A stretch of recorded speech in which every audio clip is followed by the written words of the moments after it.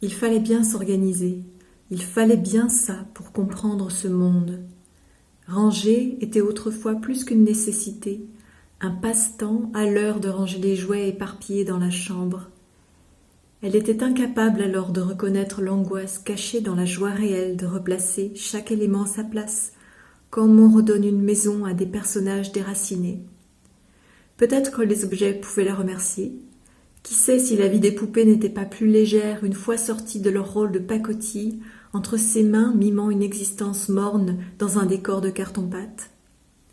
En tout cas, le temps filait en rangeant, et la satisfaction qu'elle en retirait était sans doute supérieure au temps du jeu lui-même.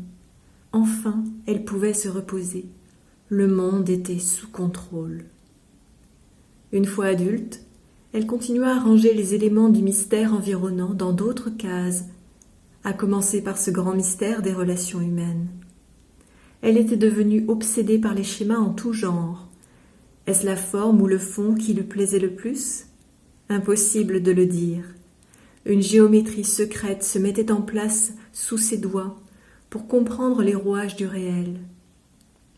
L'alliance subtile et mystérieuse entre l'apparence et le contenu, voilà sûrement ce qui la rassurait le plus. Tout d'habitude lui semblait si abscon, dépourvu de bon sens pour elle, bien que totalement normal pour les autres. Ainsi tournait le monde, dans une direction qui lui échappait. Ses antennes devaient capter d'autres fréquences qui ne répondaient pas aux mêmes logiques. Au ras du sol, son corps carapace d'insectes remuait la terre pour déceler les trésors enfouis. Quelque part, quelqu'un avait dû décider de la bonne marche des choses. Elle creusait, inlassablement, des couloirs dans la terre du cerveau, jusqu'à trouver les jonctions, les passerelles, les connexions impossibles à percevoir dans la journée ordinaire. Une fourmi occupait un labeur de dissection du réel jusque dans les moindres détails. Cela lui prenait tout son temps et son énergie. Elle aurait bien voulu savoir saisir le réel d'un seul coup d'œil. Elle n'était pas un aigle, elle ne volait pas. Les autres savaient voir les choses tout en grand. Elle ne vivait que dans la dimension des infiniment petits, capable de détecter la moindre secousse annonçant le prochain tremblement de terre ou l'explosion du cœur. Est-ce qu'on ne peut pas se contenter de vivre ainsi ? Non, savait-elle, car elle sentait et même recevait l'ordre des choses reliées entre elles au cœur du cœur de ces détails microscopiques. Parfois, il lui arrivait d'envier les autres et leur vision parcellaire et fragmentée des phénomènes et des choses. Elle ne pouvait l'ignorer puisque son angoisse lui intimait l'ordre de trouver la raison des perturbations, comme des extases. Sûrement, sa vie était signée du destin d'un certain esclavage.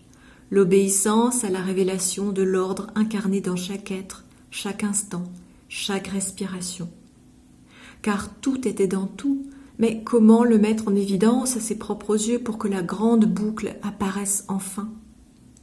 Flèches, lignes, volutes, carrés, cercles, spirales, tout y passait pour réorganiser le macrocosme et l'harmoniser à son intérieur. Un travail de fourmi qui la prenait à la fin d'une suite d'incongruités impossibles à conceptualiser, ou bien encore en pleine nuit, quand la tectonique des plaques du mystère remettait d'elle-même de l'ordre dans tout ce système de pensée extérieur au sien. C'était l'urgence qui l'animait. Elle ne pouvait pas se permettre de laisser passer une fulgurance. La vérité de l'ordre du monde demandait d'être sur le qui-vive, prête à mettre à plat sur le papier les lois en œuvre qui lui étaient régulièrement révélées. Ainsi tournait son monde, et elle souriait devant cette feuille remplie à ras-bord de connexions improbables pour les autres, mais naturelles chez elle. Qui aurait compris le lien entre chaque morceau à part elle ? Ça ne lui emportait guère. Les autres, encore un fameux mystère, ne sentaient pas que tous les chemins existent pour se rejoindre en un unique point qui rejaillit de temps à autre jusqu'à atteindre la grande fusion. Elle choisissait avec soin les couleurs pour qu'elles s'accordent symboliquement au contenu des formes. Le texte, comme élément naturel à part entière, devenait terre, ciel, feu, air, eau et terre. Elle rêvait tout haut de trouver une couleur éthérique pour de vrai.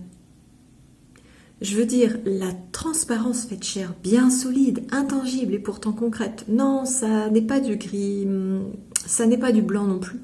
Ce serait une couleur rosée, pourpre, sûrement. Bientôt, elle projetait de se vêtir de ces schémas, telle une femme sandwich.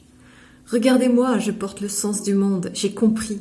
Vous pouvez maintenant vivre et travailler, rire et aimer avec du bon sens véritable, pétri d'amour et de reconnaissance pour les lois de la nature. Elle était un schéma pour les autres, une notice illisible, complexe, étrangère, un fouillis mystérieux dont elle était la reine. Personne n'avait dessiné son schéma à elle correctement. Les astres, les nombres, les figures, les analyses, rien ne saisissait son entièreté. Le tableau était toujours incomplet, et cela lui fournissait une raison suffisante pour continuer à comprendre, embrasser, enlacer toute cette vie.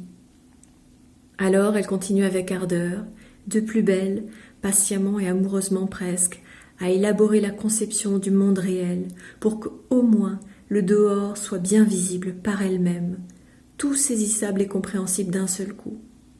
Cela la ruinait bientôt en papier. Ce n'étaient plus des affiches, mais des murs entiers qu'il lui fallait pour résumer ce qui allait de la psychologie des profondeurs aux phénomènes climatiques, des couleurs en musique aux maladies chroniques, et de l'amour en société à l'amour divin. Tout était dans tout, elle se le répétait souvent. Une manière de croire qu'elle avait le savoir intégral à portée de main. Hélas, ses deux mains ne pouvaient toucher les bords de la feuille en même temps. Devenue trop grande, il lui aurait fallu pousser elle aussi à mesure que son univers s'agrandissait. L'univers d'une forêt en construction, qui ressemblait à un jardin sauvage, et cela lui plaisait. Pourquoi les êtres ne deviennent-ils pas si grands que la terre? Ils s'absorberaient dans l'univers, entreraient en collision, et feraient renaître des poussières d'étoiles pour tout recommencer. Elle ne savait plus si sa tête devenait trop pleine, trop creuse ou carrément déconnectée. Mais les couleurs, les signes, les mots, l'aspect même de ces schémas, lui faisait presque percevoir une autre forme de langage. La fourmi recueillait le nectar des miettes tombées à terre des yeux des hommes, le ramenait tout en dessous pour l'examiner sous toutes les coutures, le rajoutait de façon logique et merveilleuse à toutes les autres petites pépites collectées au fil du temps là-haut. Elle décryptait le monde en souterrain et en faisait un diadème. Il lui restait ce problème, enfin, dans le niveau du ras du sol qu'était sa chambre, rangée de tapisseries de manière efficace et supportable, car qui la laisserait tranquille en découvrant cet atlas fécond et dense, et comment recommencer chaque jour quand la tâche s'alourdissait de tout relier ensemble? Les motifs, elle tentait de les faire coïncider. Les fourmis parcourent des kilomètres sans doute, transportent une bonne partie de leur poids sans se plaindre et participent au schéma du monde avec dignité et joie. Être dans le schéma même, voilà la vie. Et elle dessina 10 petits points, arrangés précisément pour former une fourmi entre sensation du désordre invisible et irritation cutanée. Être une fourmi, plus de papier, plus de limites, le monde tout entier dans l'univers du tout petit. Elle se coucha de tout son long, sous un arbre millénaire, expliquant le lien entre la bouche, le passé, le sel. Elle laissait le contenu s'absorber en elle pour qu'elle n'ait plus besoin de regarder le schéma à nouveau. Faire cela lui était aussi naturel que respirer sous un arbre l'oxygène qu'il lui donnait. La puissance mécanique et la mémoire infaillible, tout d'une fourmi. Le don généreux et l'éternité, dans la présence d'un arbre la protégeant du monde. Prendre cette forme, rentrer dans le schéma, le métaboliser et revenir plus vivante pour comprendre le reste. Du pain sur la planche. Miam, des miettes, se dit la fourmi.